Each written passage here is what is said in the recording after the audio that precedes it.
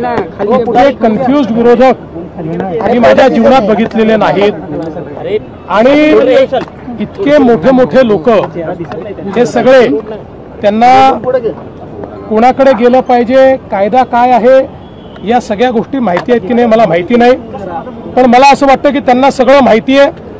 केवळ perception create करण्याकरता निवडणुकीत आपण हारलो तर आधीच परसेप्शन क्रिएट करण्याकरता ते करतायत। कारण काल ते राज्यामध्ये जे निवडणूक अधिकारी आहेत चोकलिंगम यांच्याकडे गेले होते। चोकलिंगम यांच्याकडे स्थानिक स्वराज्य संस्थेच्या निवडणुकीचं काहीच नाहीये। स्थानिक स्वराज्य संस्थेच्या निवडणुकीकरता वेगळा कायदा आहे, त्यातनं स्टॅट्युटरी इलेक्शन कमिशन तयार झालेलं आहे। ते इलेक्शन कमिशन दिनेश वाघमारे यांच्या नेतृत्वात आहे, त्याच्यावर पूर्णपणे सगळा कंट्रोल हा कायद्याने त्यांना देण्यात आलेला आहे, तो राज्य सरकारचा देखील नाही। आता काल हे सगळे महाभाग इकडे जाऊन भेटले, यांना भेटल्यानंतर त्यांच्या लक्षात काल आलं की आपल्याला भेटायचं होतं दिनेश वाघमारेंना। मग काल त्यांच्याशी चर्चा करून काहीतरी थातूर मातूर सांगितलं, म्हणाले हे इलेक्शन कमिशनर त्या इलेक्शन कमिशनरला बोलवणार आहेत।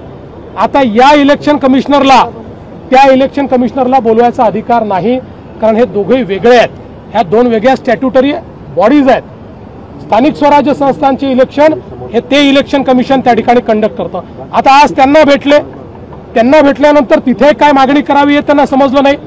मुळामध्ये एक गोष्ट आपण लक्षात घ्यावी, जे काही राज्याचं इलेक्शन कमिशन आहे, स्टेट इलेक्शन कमिशन हे पूर्ण निवडणुका कंडक्ट करतं, सगळे अधिकार त्यांना आहे।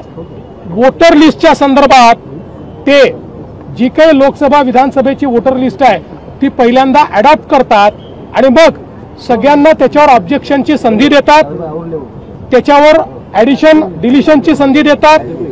या संधीच्या काळामध्ये जर यांच्याकडे काही पुरावे असतील तर ते पुरावे यांनी दिले पाहिजेत, त्याच्यामध्ये ॲडिशन डिलिशन केलं पाहिजे। हे काही करायचं नाही, कायदा समजून घ्यायचा नाही आणि केवळ नरेटिव्ह तयार करायचा प्रयत्न हे करतायत। आज मी तर सगळ्या कार्यक्रमांमध्ये आहे, पण मी असं ऐकलं की कोणीतरी आम्हालाही आव्हान केलंय, हो आमचीही सगळं सहकार्य करण्याची तयारी आहे, इलेक्शन चांगले झाले पाहिजेत, आमची तयारी आहे।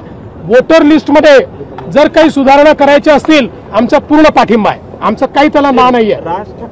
माझं होते ना बाबा, आमचं त्याला पूर्ण पाठिंबा आहे, आमचं काही त्याला ना नाहीये। आणि वोटर लिस्टमध्ये काही ठिकाणी डुप्लिकेट नाव आहे, आज आहे का? गेल्या 20 वर्षात ती नावं आम्ही अनेक वेळा ऑब्जेक्शन त्याच्यावर घेतलेलं आहे की डुप्लिकेट नाव आहेत म्हणून। त्यामुळे काहीतरी कुठलं तरी काढून हे कसं ते कसं, तुम्ही इतके वर्ष सत्तेत होता ते नाही तेच होतं, काही वेगळं नव्हतं।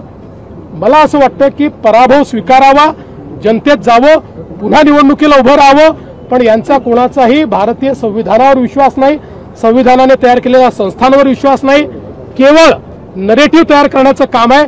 आणि म्हणून या 2 दिवसाच्या त्यांच्या चक्रा फियास्को आहे, फियास्को। त्यांना कल्पना देखील नाही की कोणाकडे काय मागणी केली पाहिजे। मला असं वाटतं म्हणूनच यात सगळ्यात ज्यांना समजतं ते पवार साहेब आहेत।